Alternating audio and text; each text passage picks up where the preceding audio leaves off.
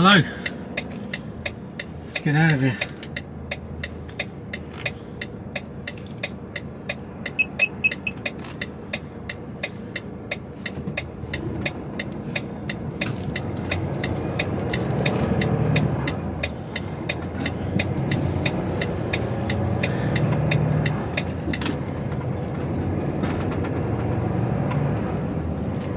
A little bit later than I was hoping for.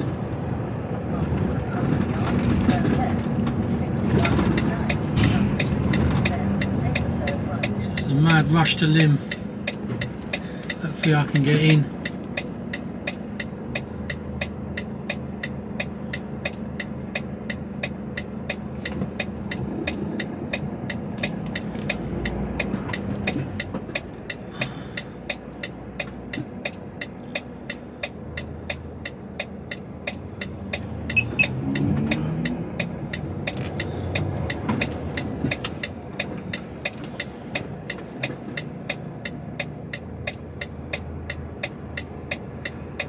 Nobody's playing nicely.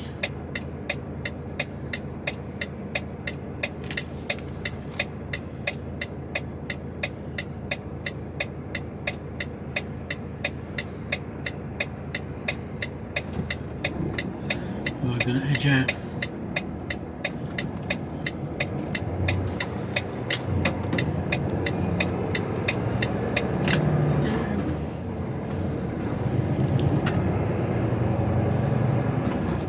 The lights and turn right. Let's take out the road here because there isn't a lot of room.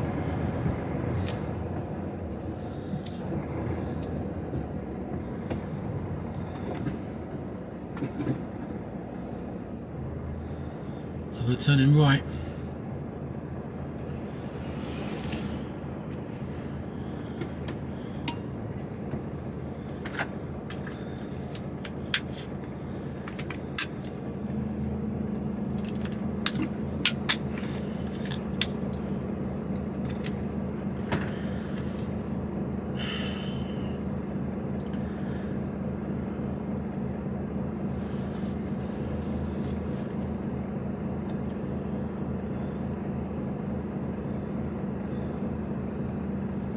No helmet.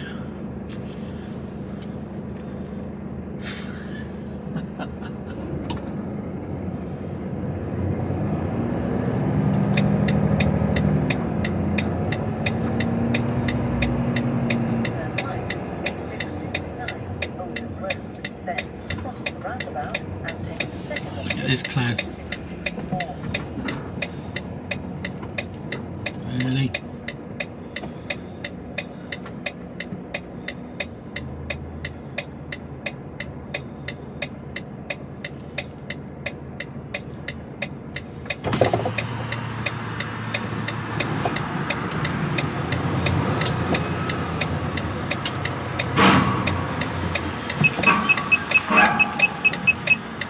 Fucking cloud.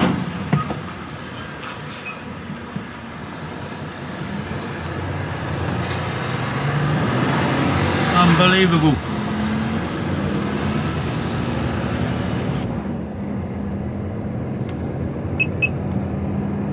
After 100 yards, cross the roundabout and take the second exit, A664, Oldham Road. Cross the roundabout and take the second exit.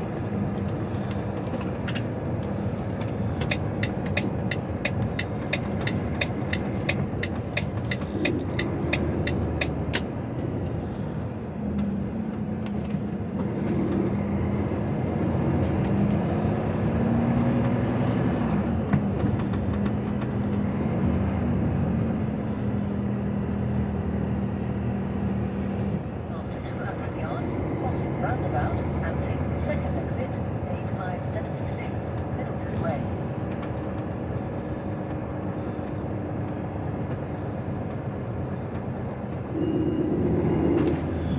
In that right hand lane.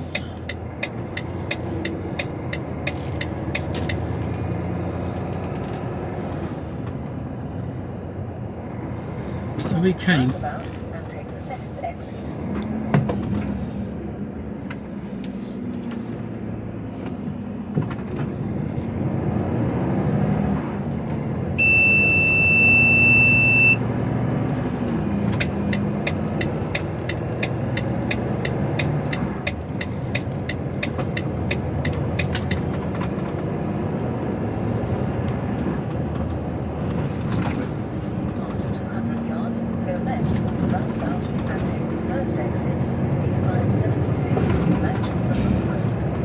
way that Google wanted to bring me in this morning. Go left on the roundabout and take the first exit.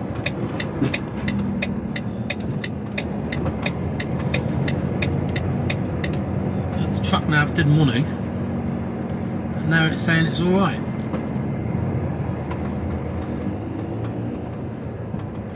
Through the red light there, my son on the motorbike. They don't give a toss today.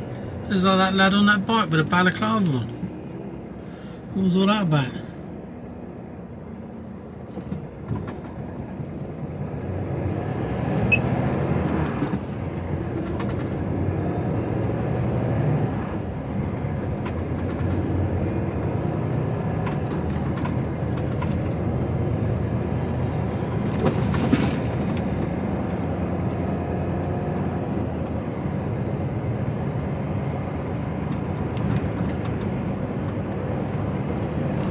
Another derelict building in there, don't know what that was.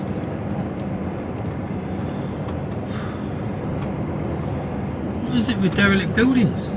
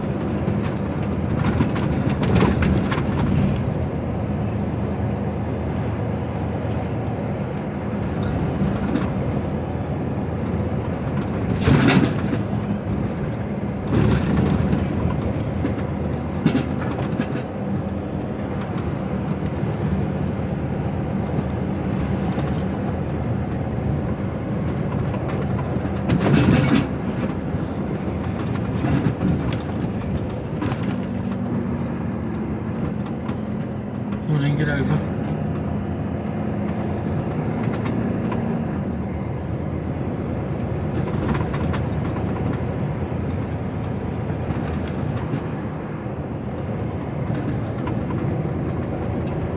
I don't even know what area this is. No idea. It's Gardener's Arms.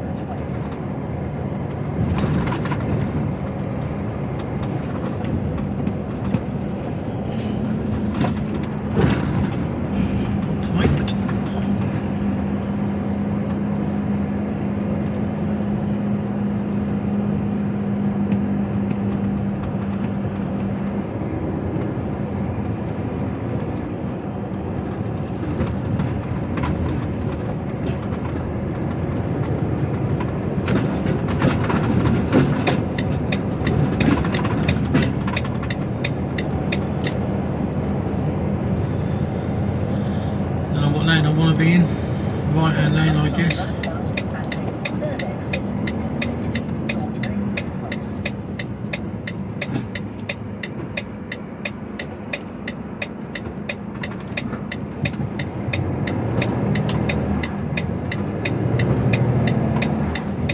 It's looking busy. It's looking nearly at a stationary, that's not good.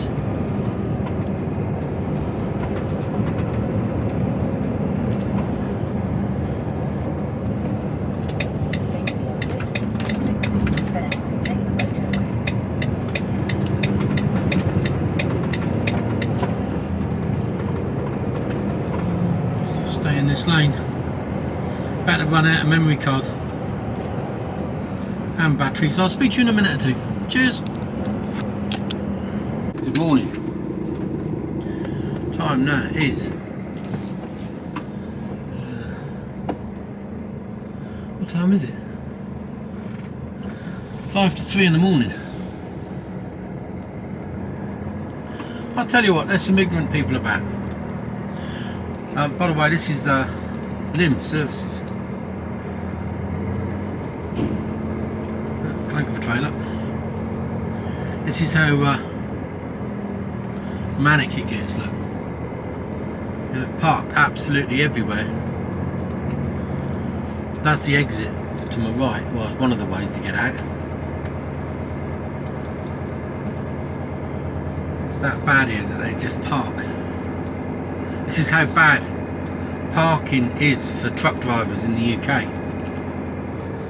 Look at that down here.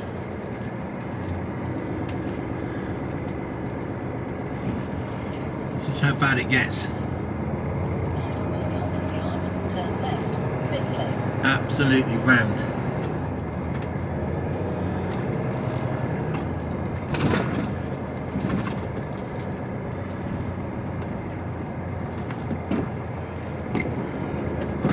Barely room to get in or out. I mean, they're 2 or 3 deep there. How those boys are going to get out in the...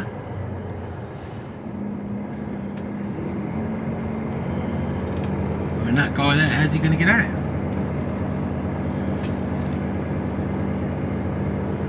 Turn left, pit lane.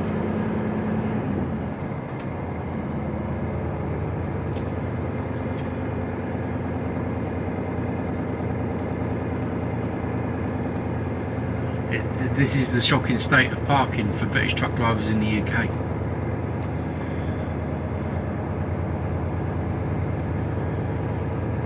You know, you're working a 15-hour day and then you don't know where you're going to be able to get your head down for the night. It's just something that, as a truck driver, you shouldn't have to be worrying about. Because if you run out of time, it's illegal. You know, this isn't.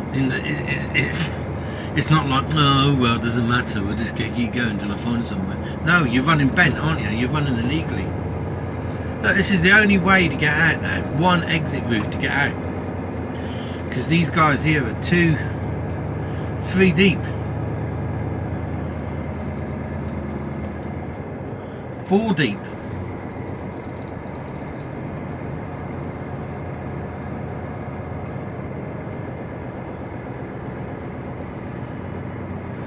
There was a Scania lad in a big V8 Scania with all the bells and whistles on it, and he's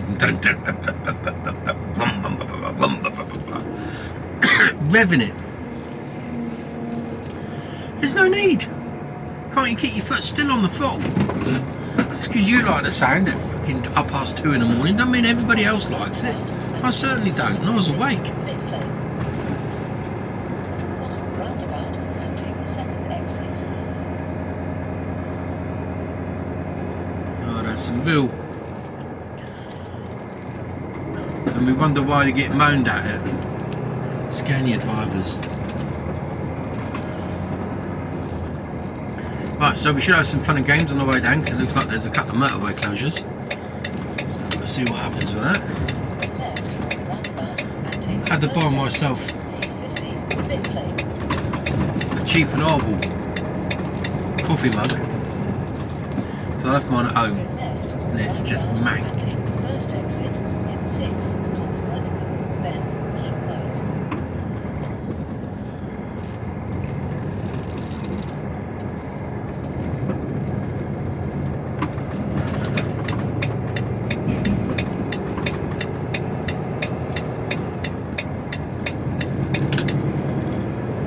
So it's 10 degrees and I'm in my shorts. After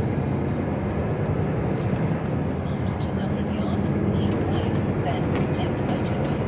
And we're off. Keep right, then take the motorway.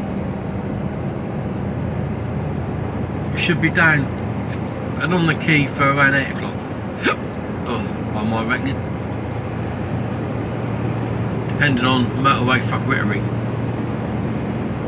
So I think the A34 is closed at the moment as well, but by the time I get down to that far, I think I probably would have taken a break.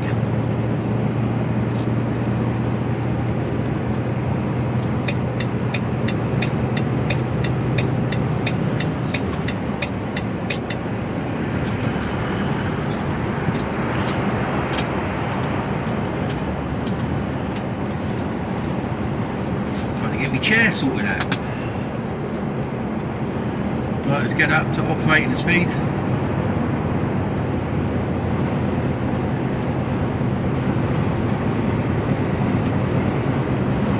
Cruise on. Next stop, Cherwell Valley. As I wet myself. We've got custard. No, we haven't. Custard? I've got no custard. I wish I had. I'm quite partial to a bit of custard. My Auntie Mabel used to do a wicked banana custard. It was the only thing she could cook. Was banana custard. She used to hand make the custard from scratch with the old custard powder. Remember that stuff? Bird's custard powder. And then you should add some banana to it. Oh my word, that was lovely. Used to love it. Used to go to Auntie Mabel. She used to live across the road from me. Used to go across the road just to get banana custard. No wonder I'm fat. From an early age. Poor diet. I also remember the old macaroni. I used to get the big bags of macaroni. My nan always had big bags. I lived with my nan when I grew up. Always get these big bags of macaroni, and then I'd open the bag up and I'd lay them all out on the floor, and I'd make like roadways for the car, for my toy cars.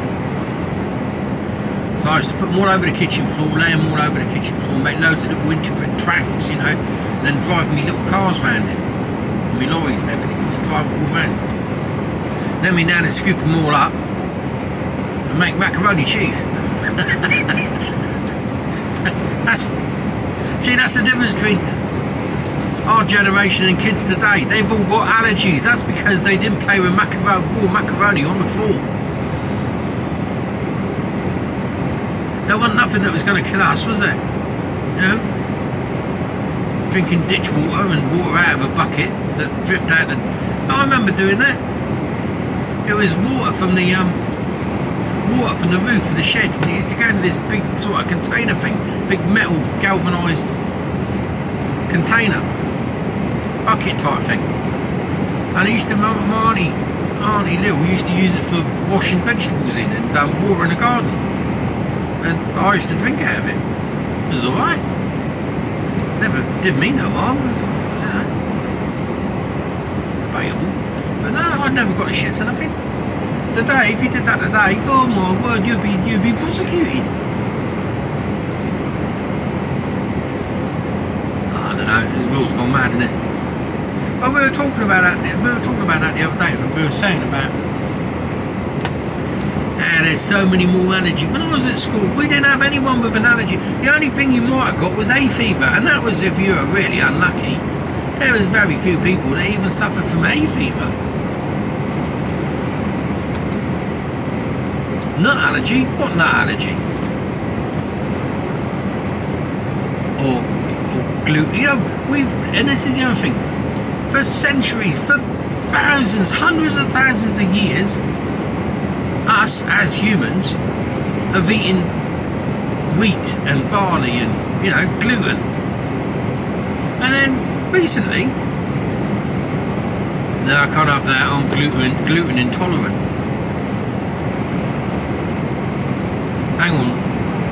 We've evolved over millions of years. And then in the last 10, we've evolved to become gluten intolerant. I'll do cough for you. Now, I know some people suffer, but that's because, and it's not that we're gluten intolerant, it's not the gluten that's making us intolerant. It's all the other shite and chemicals they put into it. Whether it being, as it's being processed, all the chemicals that are sprayed on the crops to start with, or the fact that they've been altered, or as in when the crops have been processed into food, and processed food is when you become bloody intolerant. You're not gluten intolerant, you're fucking chemical intolerant. We don't get it though, do we? We don't put that down to it's all the chemicals that are pumped into our food to make it last a bit longer. No, that's got nothing to do with it.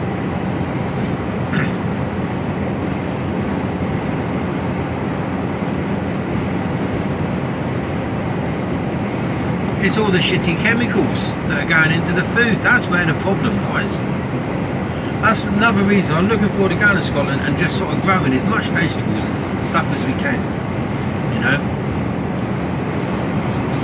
And for those people who say, oh, it's too cold, it's too wet, it's too windy, it's too fucking cold, it's too heavy. No, it's not.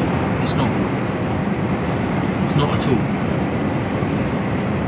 It's perfectly possible to grow all types of different types of vegetables up there.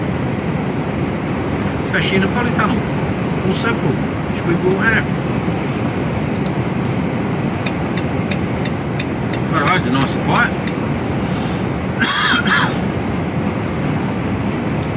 Woke up this morning. Always, first thing I do, as soon as my alarm goes off, the very first thing I do is I send a message to the gorgeous Kira, and it's just a few words, and it says, "Good morning, gorgeous wife," with a little cross on the end, like a little kiss, because I'm soft like that. And that's the first, I do that every morning. She knows then I'm alive. I very often don't hear back, so I've got no idea whether she's died in her sleep or whether she's, you know, cracking on with the day. What's going on down here? Just some lights. So, yeah, the very first thing I do. And then the next thing I do is I tend to have a look to see what notifications have come up on my phone, make sure there's no messages from work going, change your plan, you're going to the Outer Hebrides via St Austell. And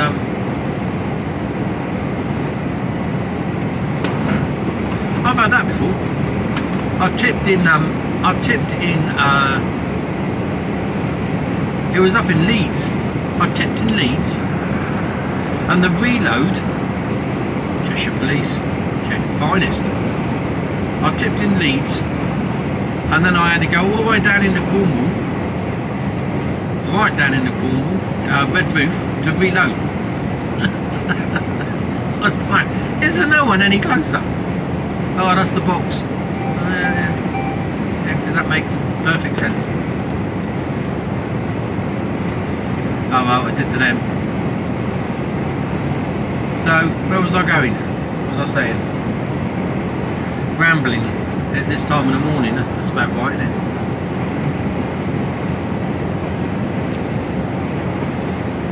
Yeah. It's supposed to rain again today, I think. Band of rain coming in. Like we need more wet weather. It'd be good for the garden. Not necessarily.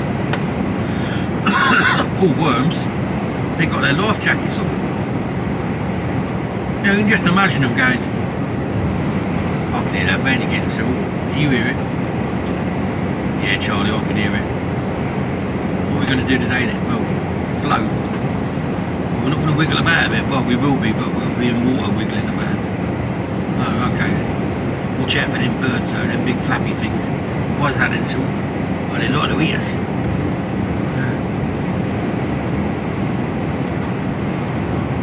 This me life jacket gives it away a bit. It's fucking bright orange.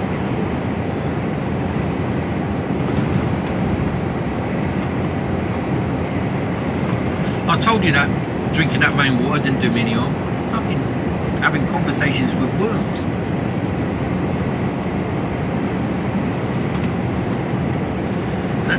Anyway, I've got the heating backed up a bit too high now. Phew.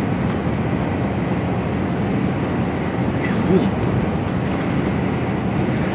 Well, there's hardly anything going my way. Is there something everyone knows that I don't? Probably.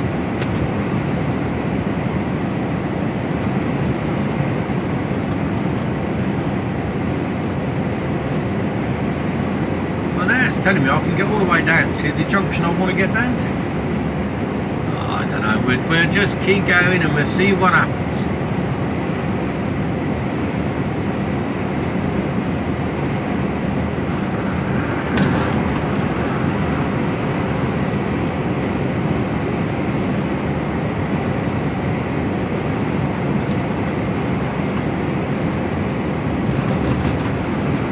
So we'll see what happens. So anyway, last I know, Slept alright, considering there was a few fridges about. They sort of maintained their a constant type of noise. I think the V8 boy would have woke me up. Oh, how inconsiderate is that? Revving it like you're a vroom, vroom, vroom. It's like, what are you, 5? It's the middle of the night, blokes are trying to sleep. I'm surprised no one got out and lamped him one. Stuffed his high heels right up his arse. Listen to me, I've got a V8. Yeah, nonce.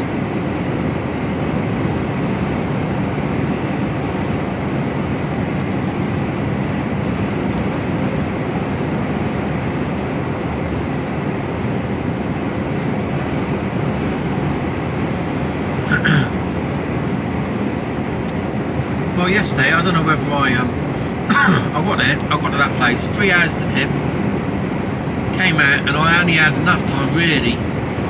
I was pushing it, getting into Lymm. There wasn't that many spaces left, and you can see how rammed it gets. And I just don't like getting caught out, so I got myself a spot, called it a day. I'd done nearly 14 hours. So, yeah, I spoke to my man last night. And he said, I said to him, yeah, he said, that 3 hour tip sort of put us behind a bit. I went, yeah, it did a bit. He says, yeah, because I had you planned in to get down here and then get back to Middlewich. I was like, I said, that's going to be unless we've developed the art of teleportation, I said, we're going to be struggling with that one. He went, yeah. Yeah, that's like back up here again for those that don't know where Middlewich is. So it's like 4 or 5 hours down, 5 hours down, say 5.5, then 5.5 hours back up again, and tipping at 4 o'clock. It's like when you start at 2:30 in the morning, 4 o'clock tip isn't good. They take 3 hours. I'm out of time.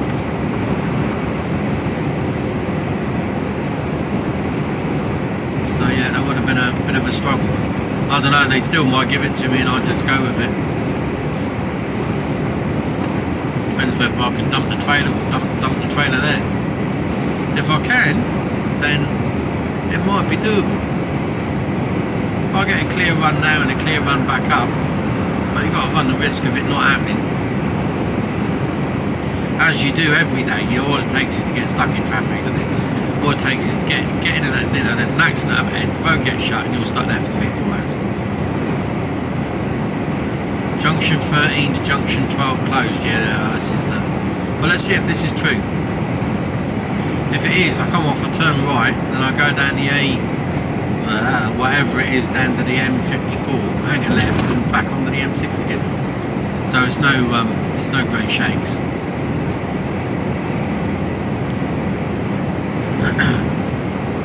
So we'll go down as far as we can go.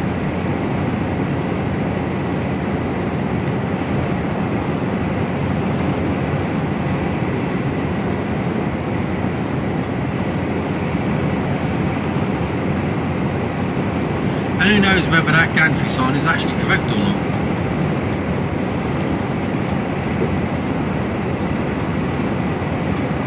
And they may well have opened it. Google Maps is saying it's open.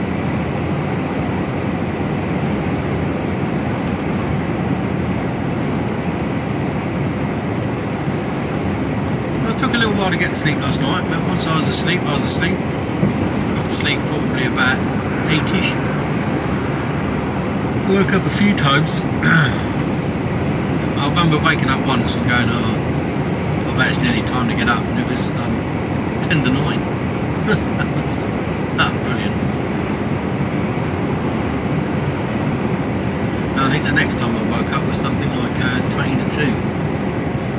And then I just sort of snoozed till the alarm finally brought me from my daydreams at 2:10.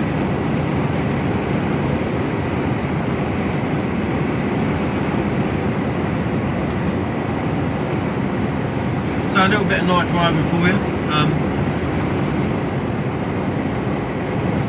No idea what I'm doing yet today. I won't know until I'm further down the road. Still it says the road is closed. I don't even know what junction I'm at now.